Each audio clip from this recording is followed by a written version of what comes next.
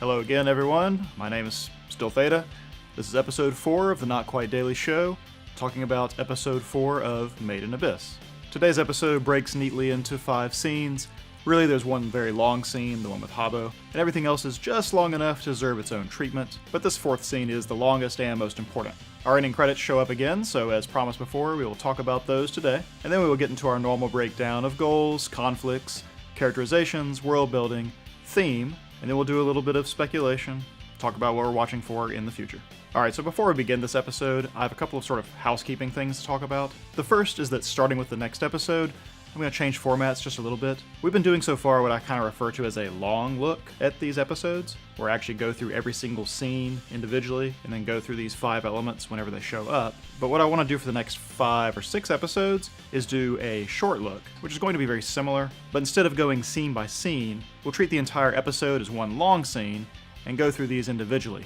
We'll choose scenes that are sort of standout examples of each of these, and we'll talk about how things change over the course of the episode. This will likely result in a shorter and more streamlined show. Now, I will probably go back and do the long look again for the final few episodes of the show, but this season of my show is largely experimental. I am largely still figuring things out, still playing with format, still playing with my process, seeing what does and doesn't work. For the upcoming fall season of the anime, I want to be able to do more than just one show. But I realize it's going to be impossible to do these long looks at more than one show, so I'm going to try this shorter format with Made in Abyss, so I can hopefully expand the show and what I do with it in the future. The second bit of housekeeping is just to address the delay between the second and third episodes of my show. I ended up going out of town for about a week and a half, and when I returned, I sort of played host to some hurricane evacuees for a week or so, and that interfered with the speed at which I could produce a new show. Now, I'm not bringing that up just to make excuses for the delay. Life does happen, but I do still apologize. I'm bringing it up because I want you to know that the format change for the next 5 or 6 episodes has nothing to do with this delay. This was something I was always going to do. People might like it more, people may hate it. Either way, this is what's going to happen for the next 5 or 6, and then we're going to go back to the long look for the final 2 or 3 episodes. This is happening either way because, like I said, this season for my show is very experimental. I've already changed a lot. I'll continue to change a lot. Really want to hone in on what is best for the show, for this format, for talking about anime in a way that you like, a way that I like, and a way that does right by the creators of these anime in the first place. So all that out of the way, let's actually go on to the episode.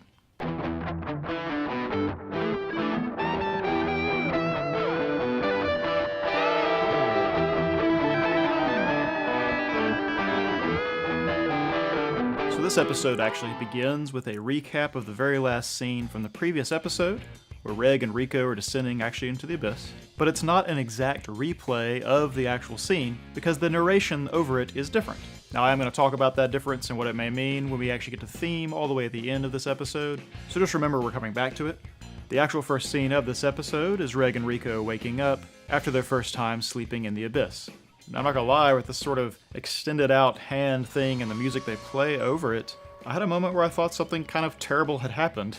Especially since in the first shot you can't actually see where his arms reconnect to himself. It looks like they've actually left his body entirely. But no fear, it was sort of an ad hoc security system, and they wake up and talk about how far they've come.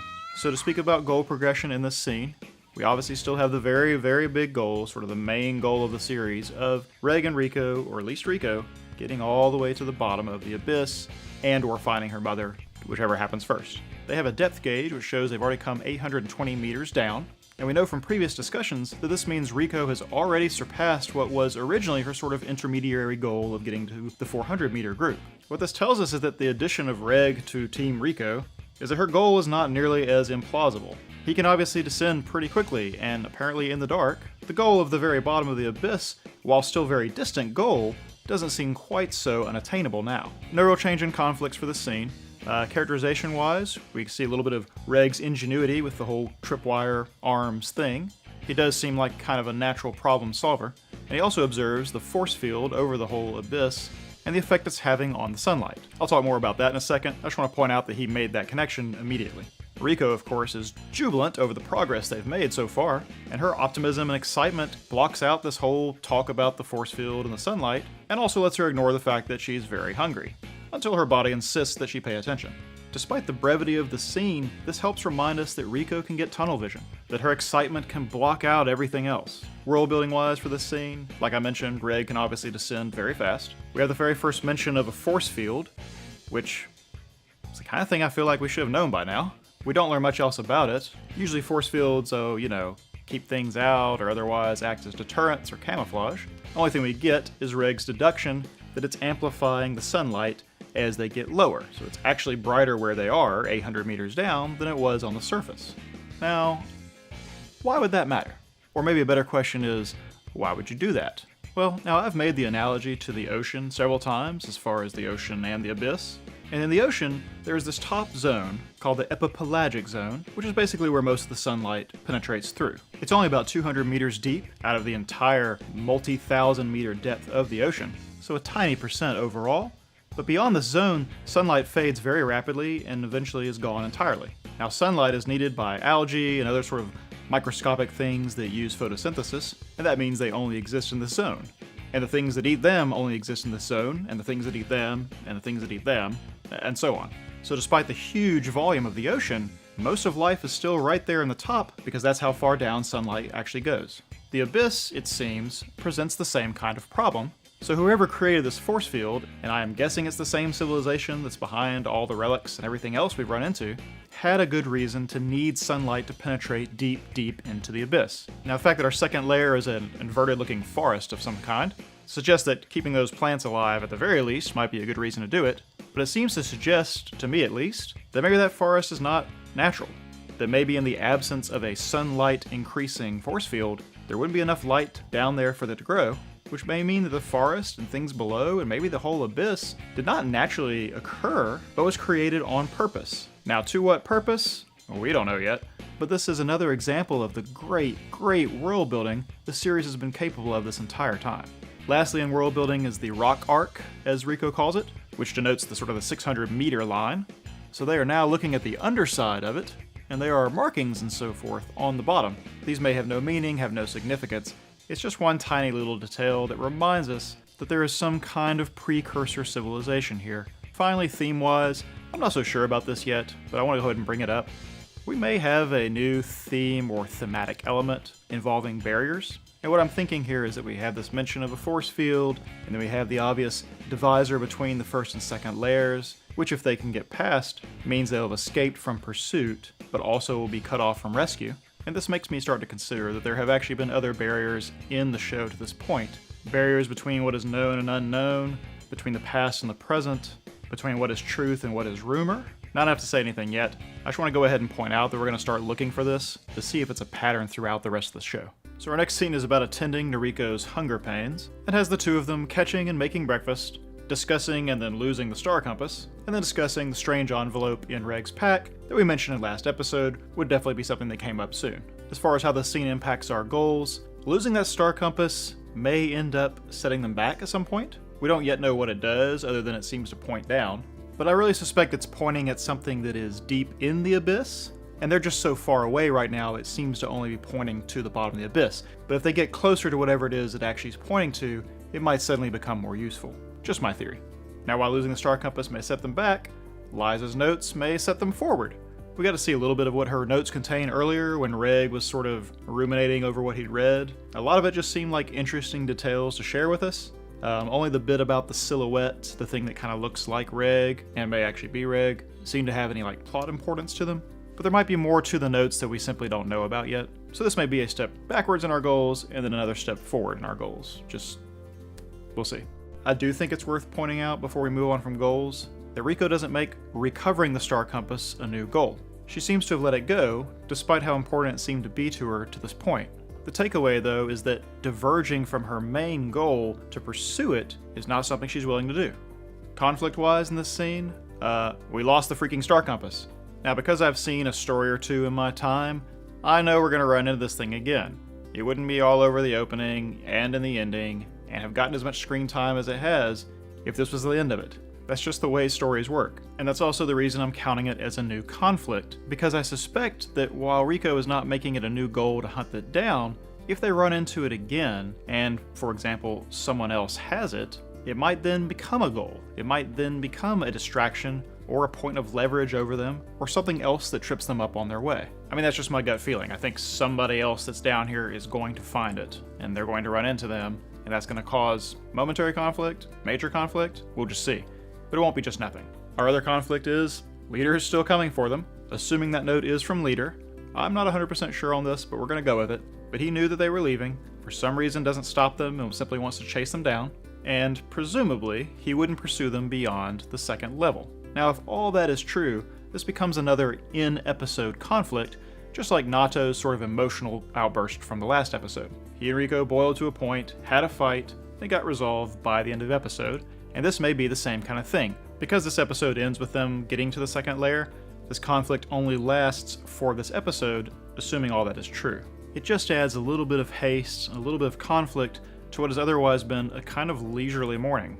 Characterization-wise, Reg and Rico turn out to be surprisingly resourceful when it comes to making breakfast in the wild. Reg, kind of ever the trooper here, samples Rico's soup despite his misgivings, and, turns out to be okay. And then when they discuss the letter, he once again has this kind of line of deductive reasoning that dispels the mystery of the unexpected gift.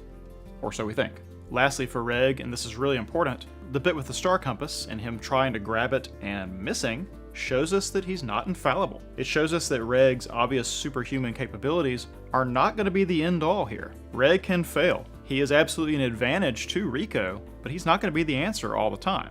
I mean, I feel like this is a great little bit of foreshadowing, because Rico's enthusiasm and recklessness causes the star compass to fly out of her hand, and then Reg's normal fix-it solution to use his extendable hands doesn't fix the problem that Rico caused. I can't help but feel like this is going to happen again in the future, probably more than once. Finally, Leader is kind of characterized by the copy of the notes and the little warning, assuming this is from him. They'll talk about it a bit in the next scene, but his motives are a little bit inscrutable here. If he knew they were leaving, why not prevent them?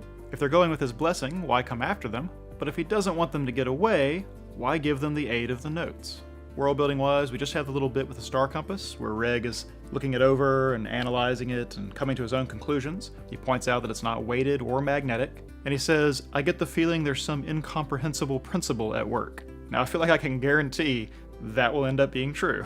That whatever it is that it's pointing to at the bottom of the abyss, which I already talked about, will be some form of force or science or something beyond what we understand right now.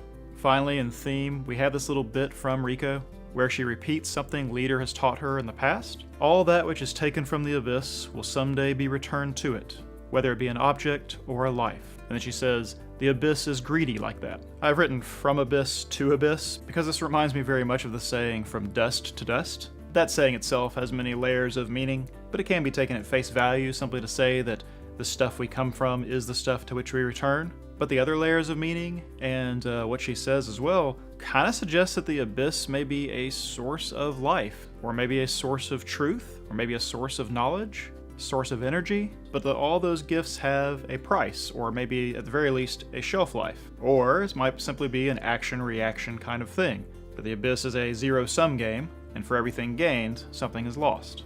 Like a lot of themes, we don't have enough information midway through to make these kind of guesses or to say for certain what themes for sure exist or which elements are clearly thematic, but the writers occasionally throw us a little bone like this that lets us know if we're on the right path or not. Much like the abyss as a symbol can mean a lot of things, this little statement could apply to a lot of things. I just wanted to go ahead and point that out when it shows up in the episode.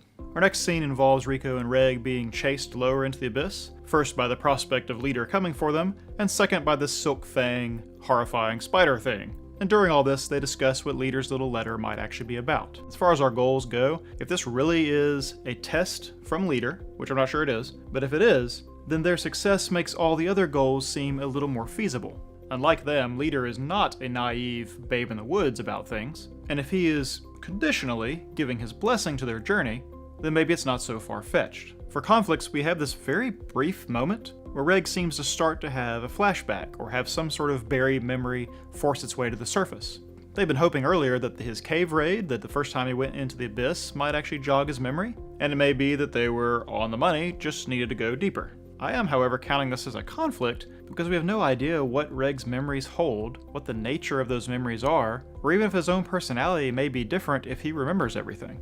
Don't forget, Reg still has an unknown goal, some reason he came to the surface in the first place. Goals are not universally positive. He might have been up to no good and we just don't know it because he's been such a positive, affable person to this point.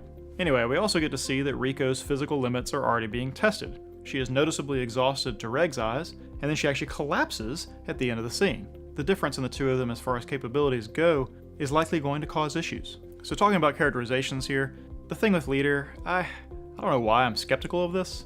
I guess because I've pointed out that he has done some things that seem very protective. Like I do think he was wise to Reg. I do think he was intentionally keeping Rico from getting as far as she wanted to go, as fast as she wanted to get there. And with the whole story with Liza, it's clear that he's probably been watching over her all this time. So, why cut her loose into the abyss? It's obviously extremely dangerous. The only thing that makes sense to me so far is that Liza's whistle coming up, and that letter, and maybe even the message, have all sort of changed his mind about whether Rico is ready for this or not. In the next scene with Habbo, this idea actually gets a little bit of support, but it could be that the whole Resurrection Festival and the reason it was held signal a change in Leader also, or at least a change in how he feels about Rico and her own destiny. Now Rico, again, lets her excitement get the better of her.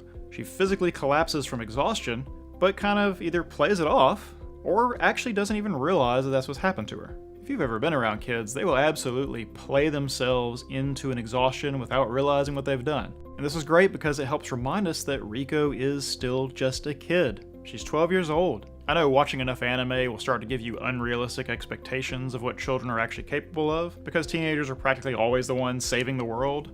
But realistically speaking, these kind of goals are way beyond the capabilities of someone who's not even a teenager yet. Finally, just pointing out that Reg's being consistent. He deduces what Leader could have done or what he could have thought, the fact that he could have figured things out. And he also covers for Rico when she obviously needs to rest and doesn't want to, and makes up an excuse that kind of forces her to pause and catch her breath. World building wise, the Silk Fang thing. What the crap is this thing? Like, horrifying horse-sized spiders kind of seem like a lower level boss to me, if you know what I mean. What kind of things are in store for us if we go even lower? Anyway, that creature is probably a one-off, let's not worry about it. I do want to point out when they were about to catch their first glimpse of the second layer that we once again walk past these little 5-pointed white flowers. I'm going to talk about these things a few times throughout this episode because they are showing up way too often with way too much prominence to simply be a background detail, at least to me. They may just be metaphor or motif, but I feel like if I went back and watched for every instance of them, they're going to be at sort of important or maybe transitional moments in the series. I don't know, I should probably go back and watch before I make statements like that on the camera, but I do think they're going to have some kind of significance. Finally, we get our World of Children sort of guiding theme. I mentioned the playing past their physical limits part already, but they also kind of underestimated Leader and what adults might be capable of or be knowledgeable of. I feel like that'll likely come up again. But Rico's also doing this thing where she's retelling the story to fit what she wants to believe about the world. The fact that she immediately leaps to the idea that Leader is testing them is kind of a naive, rose-tinted glasses view of things. Ultimately, we'll see if she's right or not, because now we have an unexpected visitor. So our fourth scene is kind of the main scene of this episode. It takes up almost a third of the runtime, and there's a lot of characterization and emotional weight to the scene. It starts with Reg and Rico being pursued by some unknown cave raider, who turns out to be Habbo, but he's not actually come to capture them, as I'm sure they believed, but instead to see Reg and to help them on their way. Now, as you can tell from the board here, there is definitely a lot going on, so we're going to take our time and get through it all. Starting off with goals, there's no change or progress in Rico's big goal of finding her mother, but we actually get to understand a little bit more about it. We get to understand that it is not an unconditional goal. That is to say, it is not a goal that she will do anything to meet. Accepting Habbo's help to get to the second layer and then to the Seeker camp beyond that would absolutely help her in her goal of finding her mother, but she turns that help down anyway because she believes in the importance of doing it herself. Now this is partially because she does believe that Leader is testing them, but I think in broader terms it helps us understand that Rico's goal is not the end-all. This may come back into play near the end of the story, that there are certain beliefs or other things that she values that ultimately will make her choose to not pursue that goal or do it in a different way than we would expect. Besides that, and despite Habbo's warning, Rico wants to meet this Ozen character, that we'll talk about in a second, so that'll be a short-term goal, and then the fact of Habbo interacting with them and then going back to the surface helps keep that goal of Rico communicating back to her friends alive. It's not a mail balloon or a souvenir, but you know Habbo is going to take word back to Nato and Shiggy, probably Leader, and anybody else who has a stake in the fates of Rico and Reg. It makes them ever so slightly less alone. So moving into conflicts, we see once again that Rico is sort of at the edge of her physical capabilities, that she is not the best in shape, most endurance, athletic person, and the stresses and the strains of the Abyss are probably only going to get worse. This is a conflict that probably cannot be solved, and I'm not sure it needs to be. Something this series has done very well from the beginning is help remind us that these are children. Never letting us forget that fact changes our expectations about what we expect of them, the kind of decision making they're capable of, the type of situations they're prepared for, and even the goals they may be capable of reaching. Riko is a child, with a child's mind, a child's experience. They are completely setting us up to expect her to act like a child. Riko is going to make a child's mistake at some point, maybe at several points. And little things like reminding us that she's a child help prepare us for this, help us forgive her when she does make these mistakes, and it also makes anything they do accomplish seem that much more impressive. Now, I'd say this conflict of them being pursued for leaving when they should not have is still in play. Despite Reg's advantages, Habbo catches up to them. I don't know how many black whistles there are in the world, but there are certainly white whistles that are better than Habbo, so it's safe to say they are not out of the woods, maybe even if they do get to that second layer. And then there's this little bit where Habbo gives them a vaccine, or rather he gives Riko a vaccine. I guess Reg doesn't need it. It's supposed to help inoculate her or otherwise reduce the effects of the diving illness, and the vaccine is not something she was even aware existed. Now, I don't know if this diving illness is the curse of the abyss in a different form, or it's actually something that starts to happen to you once you get to that weird inverted forest. Either way, this is clearly something that was outside their knowledge, outside Riko's knowledge, and outside Shiggy's knowledge, who did apparently a lot of the research for them. While the fact of the diving illness may be a conflict in and of itself, maybe the vaccine takes care of it, what's more troubling is this raises the specter of what else do they not know. And of course, this helps remind us that they are children. Lots of things they're ignorant about. Finally, there's Habbo's direct warning, please be wary of the white whistle Ozen. Now, we know this conflict's going to come into play because one of Riko's goals is to meet Ozen. She's not being wary. I'm sure Reg is, but Riko is not. And Riko does kind of seem to be in the driver's seat. Despite Reg being the more capable one, it seems, certainly the one more resilient, Riko is the one driving their directions right now, and she is not being wary. So characterization is sort of the main thing going on in this scene, and it's mainly helping us understand a little better about Habbo and about Riko. Now, Reg and Riko have been fleeing from pursuit this entire episode, so when Habbo is chasing them, they don't even know it's him at first, but even when it's revealed it's him, they still assume that he has come to take them back. Now, I feel like this is not exactly a crazy assumption on their part. First of all, just the whole way the scene is shot, the kind of expression he has on his face, the sort of dramatic way he busts into the scene, all suggests that he's a little bit antagonistic to their goal. But more than that, since he is sort of an authority and protective figure a la leader, it makes sense that he would want to protect them and take them back. It's not necessarily like he's out to get them. I know children don't always have that perspective, but that could be the case. However, and what I actually kind of thought at first, he could have conceivably been there to take Reg. Like, if the jig is up about what he is, and he is potentially the greatest thing to ever come out of the abyss, that would be quite a prize for Habbo. Let's not forget, he's trying to make White Whistle. He's been a Black Whistle for apparently a long time, but for whatever reason has never quite gotten over the hump. Well, I don't exactly know what the qualifications are, but I can't help but feel like bringing the greatest relic of all time back might be the thing that puts you over the edge. So taking Reg, revealing what he is to the guild, might let him meet his lifelong goal. Well, I'm assuming it's lifelong, I could be getting ahead of myself. Either way, the fact that he's not there to do either of those things tells us a lot about him.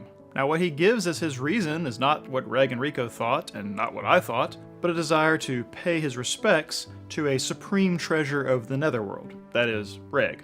This is kind of an interesting reveal of his mindset. It suggests that the Abyss and the endeavors to plumb its depths and discover its secrets are not purely for the money derived from bringing relics up, not purely for the fame or power that comes with rising in rank, but actually some sort of awe and wonder about the Abyss itself. Like there's some sort of fascination with, or loyalty to, or glorification of the Abyss and everything in it and everything it stands for. Like, clearly Riko is not alone in her sort of curious fascination with things down there. There may be something approaching mysticism that people feel about the Abyss. I'm sure people are all over the spectrum when it comes to this, but it seems to me we understand where Habbo lies. Now, to talk briefly about Reg in this scene, his first instinct when Habbo shows up is to try to create a distraction so Riko can get away. Like, I think he's in sort of full protective mode around her.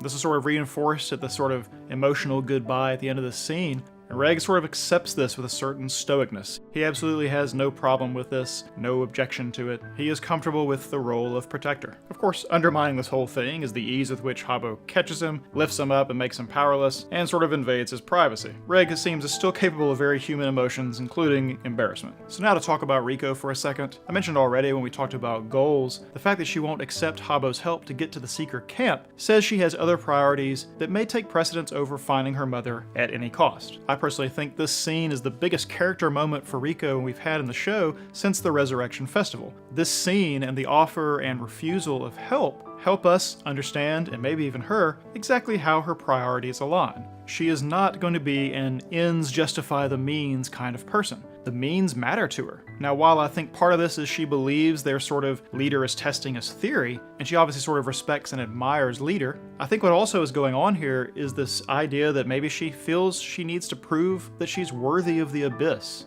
I mean, her original goal was to become a white whistle and follow in her mother's footsteps. It wasn't just to find her mother. The letter and the whistle coming up sort of accelerated things for her, but I still think there is this underlying need to prove herself, and she believes the abyss is something you have to be worthy of. I mean, this is akin to the same fascination and stuff I just talked about with Habbo coming to pay his respects. There's clearly a sort of subculture of cave raiders that treat the abyss with a certain bit of reverence, and I think Rico clearly falls into this category. I didn't realize it at the time, but the first instance we actually had of this was in the stealing of the star compass. While it did tell us that she's not above stealing things, it's brought up in the very first conversation she has with Nato that she could turn that in and meet leader's qualification for getting considered for advancement. But she doesn't do that. She wasn't going to cheat the system. Instead, she has a kind of reverence for that star compass and whatever it is it points to. This is a very interesting new complication in her character. And I use the word complication because this is not necessarily a universally positive thing.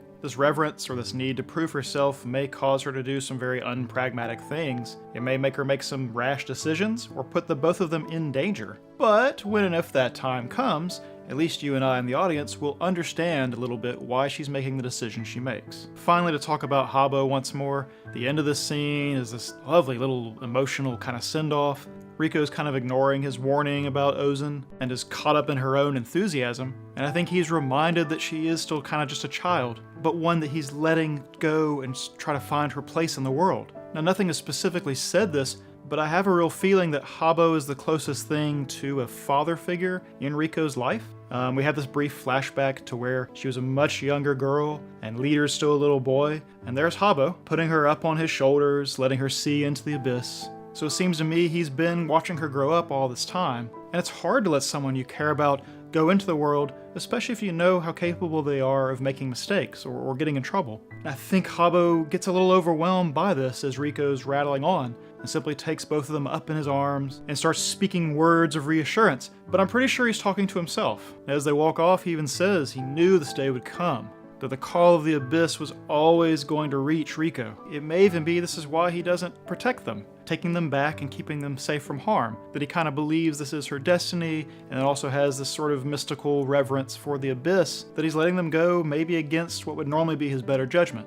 Letting go can be a very scary thing, and as big and capable and strong as Habbo clearly is, I'm sure he feels like he's parting with a little piece of his own heart, and nobody is strong enough to be unaffected by that. All in all, I think this was a fantastic scene for characterizing, especially Rico and Habbo. So moving on to world building, mentioned already the vaccine for the diving illness. I don't think this is supposed to be the curse of the abyss. I mean, if there's a vaccine for it, I feel like they wouldn't have needed that giant relic to get Rico back to the surface when she was born, right? But maybe it is, maybe that's just another name for it, or maybe it's something else and we just haven't heard of it. It's beyond Rico's knowledge because it only affects you second layer and down, and she was nowhere close to getting there. I'm sure that we'll find out more about it. There'd be no point in bringing it up otherwise.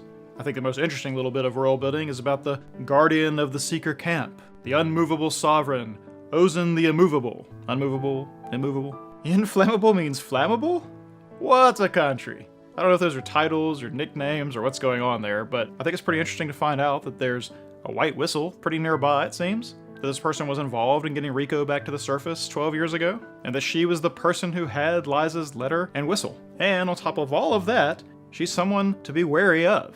Like, if you wanted to give me a lot of information to make me super curious about what's next in the series, this was a really good start. And then finally, from Habbo's little flashback there, we learn that he's probably always been a fixture in Rico's life, at least from the time of that memory. Rico looks like she might be, 3 or 4 in this image. And what's also interesting is that he is a black whistle in this memory, which means he's been a black whistle for at least that long, 8, 9 years that we know of. So who knows how long he's been on this quest to become White Whistle, and he's still not there. I really do hope we sort of find out one day how one gets to be a White Whistle from Black Whistle. But for now, long process, duly noted.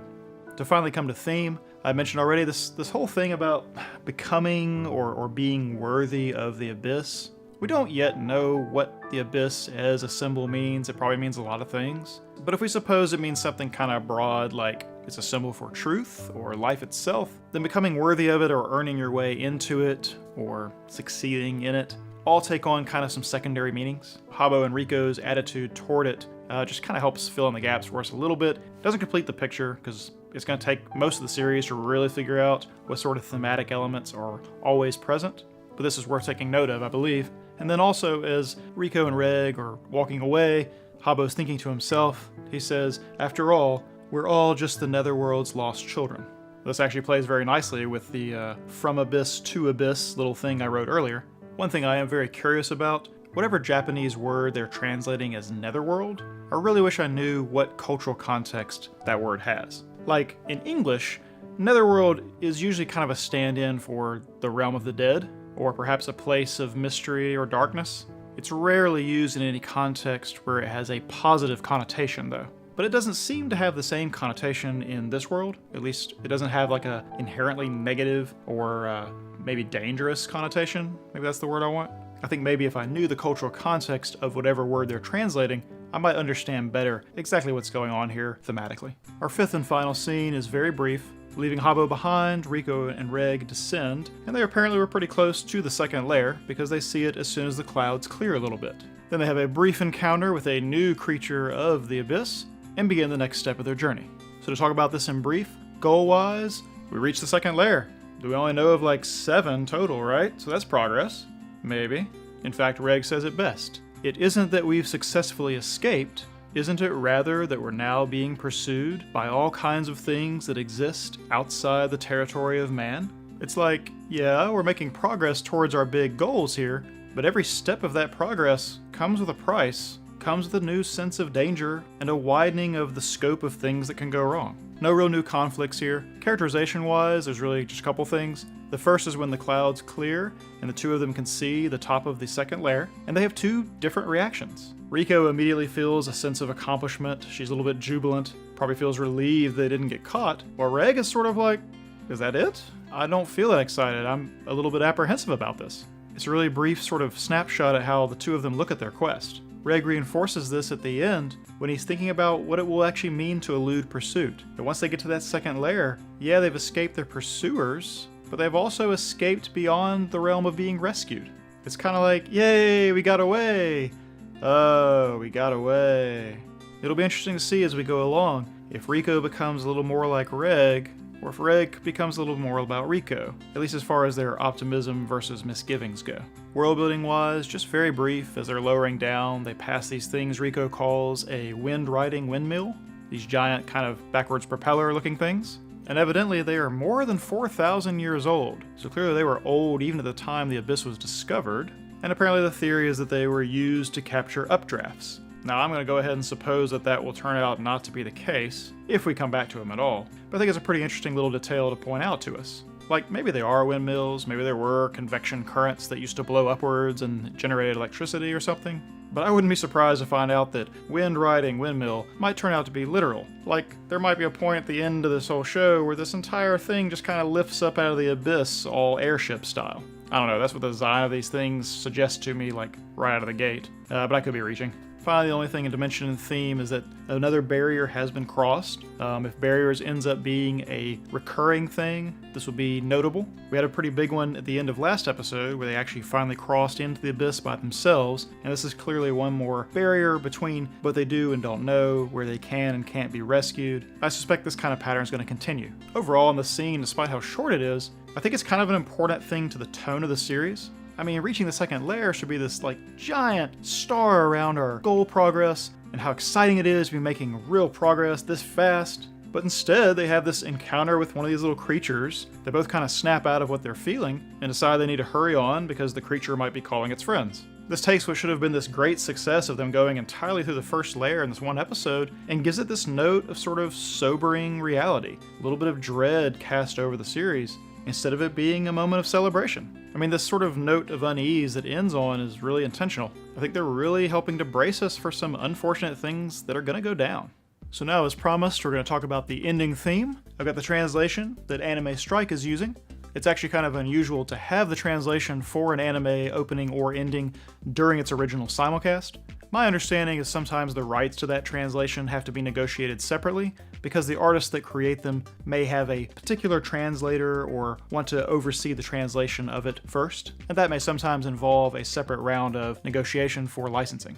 Now, the song overall is very upbeat, very fanciful. The style in which it's rendered is not really animation, it's actually illustrations, and the illustrations mimic animation by having a couple of images they simply swap back and forth, while having the camera sort of pan, scan, and zoom around the actual drawings. Now, while this could be a purely stylistic choice, I'm going to refer back to when I talked about the opening credits. There was one part of that was not animated also, and it was a kind of painterly rendition of what we now know as Liza, and I said then that I believe this helped illustrate the idealization that Riko has of her mother in her mind, that she's not actually fully filled in, that she doesn't know all the details about her, that she has a sort of fantastical, legendary status in her mind, rather than being a real flesh and blood person like everyone else we encounter. That same line of reasoning leads me to believe that we're getting a sanitized, sort of children's storybook version of what's going on in the series to this point, and that these end credits are kind of an optimistic, safe-for-all audiences version of the events of the story, at least up to a certain point.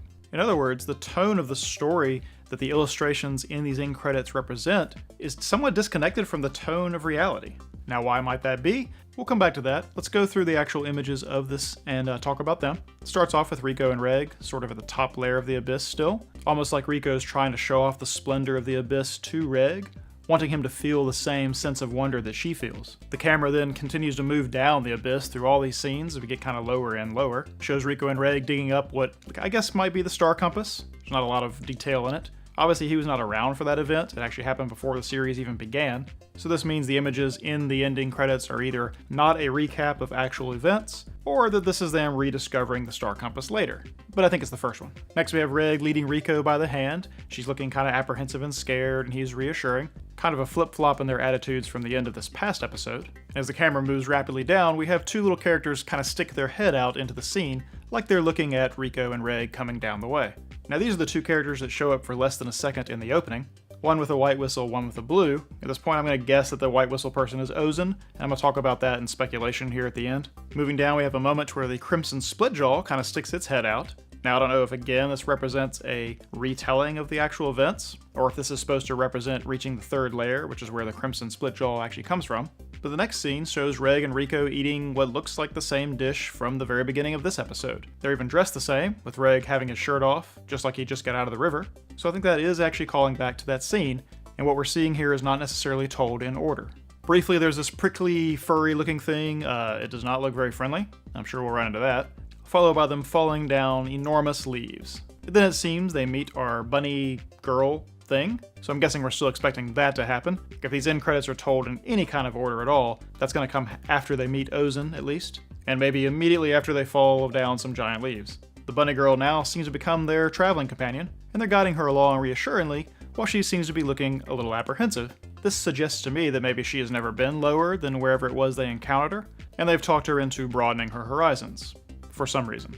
I have a sequence moving down with a lot of those little five-pointed flowers. I previously referred to how often these things show up and that they probably have some kind of meaning. We just don't know what yet. And this shifts to them walking along the top of a giant plant fountain kind of thing. And they're walking under an umbrella that actually kind of looks like it's made out of roofing material or something. It looks extremely sturdy. That immediately makes me think of the Iron Rain that was referred to in some of Liza's notes. I don't know if you've noticed, but Reg does have an umbrella in that pack that he's carrying around, though we don't know if it's the same one we see here. Then we have Riko being kind of obnoxiously huggy onto the bunny girl, kind of like how she was to Reg back in the beginning, followed by them exploring deeper into some sort of cave, and then Riko dropping some sort of long package that she's holding under her arm. I don't know what that is or why it's significant, but I'm sure it's going to show up. Then we have a second instance of the camera sort of falling down into space, and a bunch of our five-petaled white flowers. Against the darker background, they actually really look like stars. I will not be surprised at all to find out that these things have star in their name, whatever these flowers are called. Until I know their name, from here on out, I'm just going to call them star flowers, because that's easier to say than five-pointed white flowers. Now, as our trio is falling, kind of hand in hand, falling with them in slow motion is images of a few relics and other kind of things we've seen on the journey. We see the unheard bell, we see the star compass, we see a blue-gray egg-shaped kind of thing. I'm not actually sure what that is. We see the umbrella we already referred to, we briefly see a mail balloon, and then finally what I think is Liza's sort of pickaxe. I think that's what we saw earlier. There's more falling, there's more star flowers, and then because of the angle of the camera, there's a distant light that grows forward that kind of looks like the light at the end of a tunnel. This then resolves to an image of the three of them lying back in a field of star flowers, looking very content with themselves, very at peace. Our long package that she dropped has returned, and this is overwhelmingly a positive image to end these credits on. So since we do actually have lyrics to work with, let's talk about them. I'd like to point out that just like the illustrations, some of this language is very fanciful and storybook-like. The glittering waves that float in the sky. Let's bundle them up and build a rainbow bridge. I mean, that's definitely some nursery rhyme caliber stuff there. It's not all like that, though. There are a couple of references to time, to past and future. The song is sung in first person, but also has a lot of second person. There's some I and we and you. So who is the I here? Who is the we? Who is the you?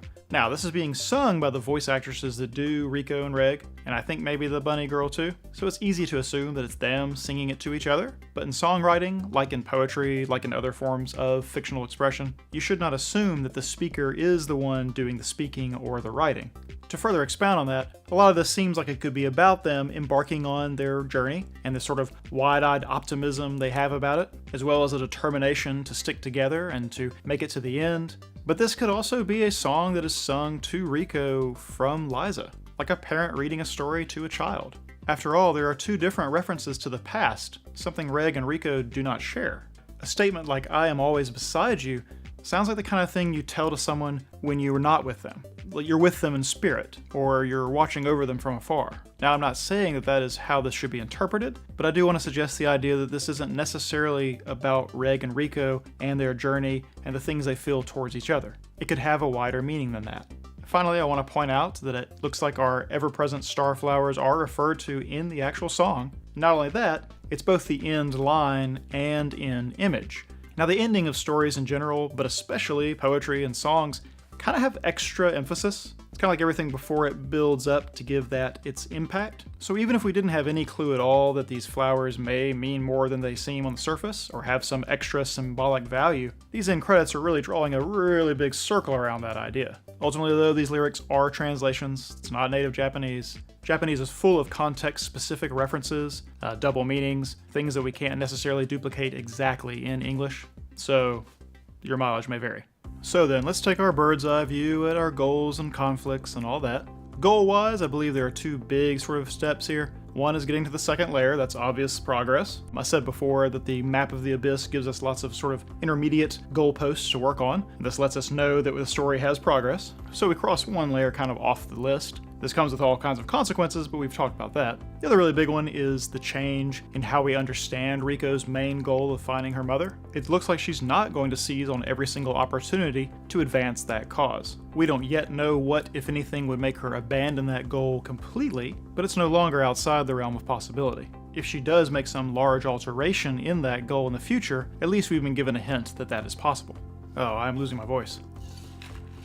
We do have a new goal for Rico. It's going to be relatively short term, I think. And that is to meet Ozen. Despite being warned off by Habo, you just know the way Rico is. She's absolutely going to rush headlong toward this opportunity. So whether it's wise or not, it is going to be driving the plot. So it absolutely will deserve a slot on our goal tracker. It's worth pointing out again, though, that what will not go on the goal tracker is find the star compass. It seems really that will come back into their life somehow without them actively seeking it. We'll see exactly what that entails. Moving on to conflicts, the addition of Ozen as a goal has a conflict of its own. Whatever it is they should be wary of is going to bear down on them. I think there's no way there will be no consequences to that encounter. We also got reminded of Rico's physical limitations, in addition to being told about something called diving illness. It remains to be seen if this is fundamentally different from the Curse of the Abyss, but I'm guessing that it is. The in-episode conflict of Leader pursuing them, or the team pursuing them, seems to have been completed. I'm still not 100% sure that Leader is really the architect here, but as far as everyone involved knows, they've gotten away scot-free, come what may. Now, there is essentially no progress at all on all the conflicts we already have on the board. I suspect some of these, especially the surface conflicts, if they get resolved at all, will only come back into the story towards the very end. In our characterization category, we actually had quite a few big moments this episode. We actually got to see that Reg and Rico do have a lot of capability as far as surviving and thriving in the abyss goes. The speed at which they could descend, the ingenuity of using the arms as sort of a tripwire to let them sleep, the ability to catch and cook their food and make fire with no help, and the dealing with the Silk Fang are all marks in their favor. But of course, Habbo being able to catch up to them with relative ease, and Rico's physical exhaustion help remind us that we're not out of the woods, showing that Rico can still do some reckless things like losing the star compass, and that Reg is not infallible in his attempt to catch it, also keeps us grounded in the fact that these are children, they're not going to be perfect, things are going to be beyond their capability. We also still sort of have this advancement of leader and a little bit of mystery around him. Like, maybe I'm being silly for being suspicious of the whole letter, but I'm still not entirely sure how this jives with his actions to this point. If that's all exactly as it seems on the surface, then I think maybe Habbo and the way he acted in this episode is supposed to mirror how Leader feels about everything. That they've done their best to prepare Rico for this, knowing she would eventually go down there, knowing that the allure of chasing after her mother would be too strong. And they've come to decide that, events being what they are, this is the time to let her go. Let's test her, help her, make sure she's ready, but ultimately let her pursue her path. There's obviously a lot of conflicting emotions to this. The scene with Habbo is fantastic at letting us, the audience, feel the same way that he's feeling. The last real moment of note, I think, is that second when Rico and Reg are first seeing the second layer, and how they have very different reactions to it. I think they will frequently be emotional foils for each other as the series progresses, and this is just one more example that helps remind us of each of their differing outlooks on this adventure, on the dangers they're facing, on what each step forward or backward represents. In world building, we once again had lots of little details filled in. The series continues to impress as far as that goes. All that information we learned about Ozen was very interesting, but because we're going to get those details filled out soon enough, I'm not going to dwell on them anymore here. I actually find the future significance of the force field and the sunlight and all that, as well as the way the star compass may work, to be actually more intriguing. And I also think the answers to those questions are probably further away in time. Finally, we've got our good buddy theme. Now, I talked about that there's sort of a motif of barriers and crossing barriers and being held back by barriers in this series, but I don't know what that means yet or how it ties into the other things we've observed. I really just wanted to go ahead and bring it up now in this episode because I don't know where we're going with it. I don't want to come out of left field if a lot of these things suddenly start to make sense. The other thing that's quasi-new, this becoming worthy or being worthy of the abyss, that whole idea, I suspect that will jive with this whole idea of the truth needing to be excavated that we talked about earlier. That a lot of this journey is about a journey towards their past, towards some sort of truth, into mystery, into darkness. There's a lot about the abyss itself that is about proving yourself, proving your worthiness, and I think Rico and Reg's journey in itself is one of these testing, proving grounds kind of things. I added a little line to our history repeating theme, which hasn't actually come up much in the last couple episodes, but I added this part about history repeating versus fighting fate. Now, what I mean by that is there's a lot about Rico's story that seems like she's fated to go after her mother, that she's fated to be one of these people who dives into the abyss, and it may be that her story ultimately is about history repeating, that she's following in her parents' footsteps like the other orphans in the orphanage are doing. Habbo for sure, and maybe also Leader, believe this is Rico's fate, that she's kind of doing what she is supposed to be doing, but the way that Rico obviously has some conditions on that goal suggests that she may be able to break this cycle of history repeating, of being bound to her fate. Reg, if you'll remember, still has an unknown goal, some reason he came to the surface. So he actually may have his own sort of fate that's driving him that he doesn't even quite understand. And there may come a point in the future where he makes a choice where he fulfills that fate or bucks it. To go along with this idea, I want to compare the narration from the end of last episode to the beginning of this one. I mentioned before the narration was different, even though the scenes were the same. So let's talk about that. The end narration for the last episode was, "For those who offer up their bodies and challenge it, the abyss is said to provide all, life and death, curses and blessings, all of it. At the end of their journey, what will they come to finally choose? Will that be determined by the will of the netherworld, or will it be determined solely by those who challenge it?" So that was last episode. At the beginning of this episode, however, the narration says, "These new adventurers, welling up inside them is courage, wit, and curiosity. On their path, hope and despair alike are lying in wait." Alright, so those are slightly different messages. The first one seems to be very much about choosing your fate, while the second one is suggesting that hope and despair are absolutely in their future. That first narration, talking about the abyss containing all, life and death, curses and blessings, sounds very much like it's just describing a microcosm of life itself, the journey of one's life. And this at least is mirrored in the second one, suggesting adventurers embarking on a new journey where there will be both hope and despair, which also could be the journey of life, being born and having to go through all of it. But that first one has the second part. At the end of their journeys, so death, maybe? What will they come to finally choose? Will that be determined by the will of the netherworld, or will it be determined solely by those who challenge it? Now this suggests to me that the abyss has some sort of agenda, or has something it wants to happen, or some fate it itself is set on, and that those who descend into the abyss have a choice between adhering to the will of the netherworld, or challenging the netherworld, and making their fate their own. If you think the abyss might, among other things, be a big metaphor for life, and the journey down into it a journey through one's life stages, then the way this is phrased could be read as an argument of those who believe in fate versus those who believe you make your own fate. Now this ultimately is why I decided to add on to this theme, history repeating versus fighting your fate. Way too early to decide if this may be even the central theme of this series, but I think that's a real possibility right now. There's been a lot of sort of mirrored stories so far. The more times we get that, the more times our characters get to choose to repeat or alter how things would normally play out, the clearer the picture will become. Alright, that's our 5 out of the way. Let's talk about what to watch for. Ozen and the meeting with her seems kind of inevitable, so we're watching for that to happen, seeing what kind of events actually lead up to that, and then of course watching how it alters the course of the story, maybe the trajectory of Rico and Reg, or maybe even their characterization. This may be the actual peril for Rico. I think we need to be watching for someone to be in possession of the star compass, someone finding it as it traveled its way down. And I will not be surprised if that person actually has a little information about it and how it works that they impart to Reg and Rico, and therefore to us. I'm going to be watching for some sort of confirmation that Leader is the one that gave them Liza's notes and the little note. Like, I know I'm hung up on this, but even Habbo points out that it's odd that he didn't come to see them off, but oh wait, that would mean he would catch you, but he still kind of points out that it's a little unusual. We're still watching for them to run into our little bunny girl. I'd guessed that might happen this episode, but I was wrong.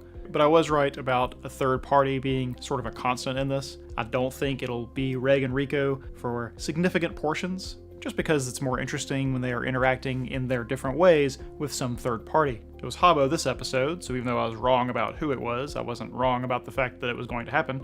And I suspect it will be Ozen, maybe next episode, maybe the very end of it or something like that, but certainly in the near future. And then whenever they leave her, or however that works, then maybe they run into our little bunny girl. She'll eventually have a name, I just don't know what it is yet. I'm also going to be watching for if and when Rico does try to send up a mail balloon or otherwise communicate directly with the surface. Because I can't imagine that if it's the guild running that, they're just going to be like, oh, here's a message from these people who ran away and broke protocol and we started to search for. Let's by all means just deliver their messages unread to the other children of the orphanage. I just can't imagine that's going to be the way it goes down. So I'm definitely watching for that to be some sort of bonus complication to all this. And then finally, we're going to be watching for more of these little repressed memory things that Reg had. Like maybe they're going to become more frequently as we go deeper, or maybe they're inspired by specific things he sees or experiences, and we'll have to pick up on that pattern later. Either way, clearly this is a thing we need to start looking out for, start expecting to happen, and get ready to try to figure out what it is when it does happen. Alright, finally, speculation. Alright. Got a lot of sort of Ozen speculation that I'm going to throw all together here. Between the stuff that Habbo said, the images in the opening and the ending credits, I'm going to guess that Ozen is the person featured in both with the black and white hair, that she is some sort of little girl in what looks like a maid outfit with a blue whistle, that they live in that little green pod thing that shows up in the opening and the end credits, and that that is either the seeker camp or part of it, and that we're ultimately going to kind of see the inside of that little house, or the camp. We're going to spend some time there. Now to guess why Rico should be wary of Ozen? Well, since Habbo's not warning them against something directly or some kind of threat to their person, and because he mentions it's something personal for Rico, I am guessing that Ozen has a lot of information about Liza. They obviously knew each other pretty well, both white whistles that were active at the same time, helps her get her daughter to the surface, which was obviously a big deal, is the one that has Liza's notes and the white whistle, whether being entrusted to her or otherwise making its way to her. I think it's fairly likely that Ozen has information about Liza that Rico's not gonna like. Any guesses I make to the content of that's going to be really just wild speculation, but it might be some sort of character things or some dubious decisions she made. If she's at all like her daughter, she's probably done some very rash things. And she may even share some sort of the reasoning why Liza left and never came back for her daughter. She might get the motives wrong or something like that, and that might be what's distressing to Rico. But I definitely believe that some sharing of things about Liza and that history is going to be one of the things that Ozen does. Relatedly, I don't know if we'll meet Ozen in the next episode, but if we do, I suspect that it'll definitely stretch into the episode after that. There's so many little ingredients to what she could do to the story that I don't think it'll just be a one-off scene. I think we'll get some real time here, some real characterization, some real new additions to our conflict. I've mentioned some other speculation already. We'd run into someone that has the star compass. They're going to tell us some more about it. The wind riding windmills will come back into the story at some point. My crazy guess is that they make the whole thing fly. That's probably too crazy. Either way, we haven't seen the last of them. Finally, I have a really crazy theory, and it's going to take me a second to articulate it, but I want to go ahead and put it out there now. I think it may turn out that Liza is Reg, sort of. Like, maybe not directly, but that maybe some part of her lives on in him, or he has a repository of her memories, or that she is somehow fundamentally connected to him. Like, I don't literally mean that he is Liza, literally. But there's a few little things in the way they mirror each other that I can't help but be bothered by. I mean, if he's not directly her, even in some small manner, then I'm really sure that she is responsible for him coming up. But part of the way that they are both narrators in a sense, Liza, I think it's Liza, narrating the more sort of traditional narrator, adding extra sort of thematic or symbolic language on top of what's happening, while Reg's doing a little more ruminating, reflecting on what the current situation may mean. But they're definitely the only two people who do this. I want to point out, and it may not matter, but we've never seen Liza's face. Or rather, we've seen parts of it, but never her eyes. Like, she's always intentionally shown from behind, shown with her hat down, shown in sort of an illustrative, indistinct manner. She's still this kind of unknowable, not quite filled in character. Now, she's that way in Rico's mind because she doesn't remember her, and therefore doesn't have the full picture, if you will. But I'm really starting to feel like that's never going to change unless it's right at the end. And I'm starting to think Reg might be her or some part of her, at least by proxy. Now, I don't know if I'm making too much out of the narration thing. I like to point out that we've never really heard Rico's thoughts, even though she seems to be the main character. I mean, us hearing Reg's thoughts is fairly common. We got to hear Habo's thoughts this episode, we got to hear Nato's thoughts last episode, but Rico's thoughts and feelings are always just expressed, either in the way she's acting or the things she's saying. We've had some flashbacks and her talking over the cooking montage, but that's not the same really as her sort of thinking or narrating things out loud. We don't seem to be privy to her thoughts the way we are to Reg's. I mean, this again also sort of suggests that Liza is dead because a narrator that watches the whole story and speaks about it in sort of broad terms is the kind of thing that happens to someone who's not in the story anymore. Usually the only exception to that is if someone is retelling a story that they are in, looking back on it from years in the future. So it may not be that it's supposed to be Liza speaking, but actually Rico from the future talking about this entire ordeal. But who knows? It's fun to speculate. That'll wrap it up for this one. This has been a long one, I know. Next time we'll try out our short looks. We'll see how that goes. Hopefully it will not be the vlog version of a dumpster fire, and I'm hoping it will have the added side benefit of us speeding up our production. Thanks again so much for watching everything. I've really enjoyed the comments people have made. It's been really encouraging. I'm really hoping to get better at this, and I really like doing it. So, until next time.